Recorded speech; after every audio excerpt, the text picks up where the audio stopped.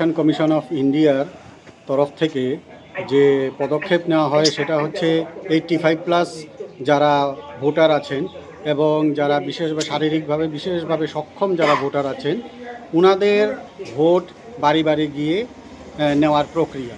তো এই প্রক্রিয়াটা এই 56 অ্যাসেম্বলি কনস্টিটিউয়েন্সির যে বাই ইলেকশন চলছে সেই প্রক্রিয়াটা এখানেও আমরা সম্পন্ন করছি। তো আমি doctor Prasun Dutta, sector officer, sector number 5। তো আমার যে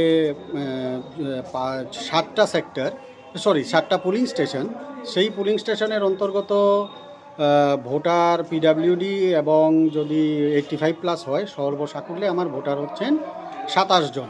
তো এখন পর্যন্ত আমরা 56/20 যে পুলিং স্টেশন সেটার 14 জনের ভোট নেওয়া প্রক্রিয়া সম্পন্ন হয়েছে এবং যেটা 56/29 পুলিং স্টেশন সেটার অন্তর্গত 5 জন ভোটার আছেন বিশেষভাবে সক্ষম এবং 85+ মিলিয়ে।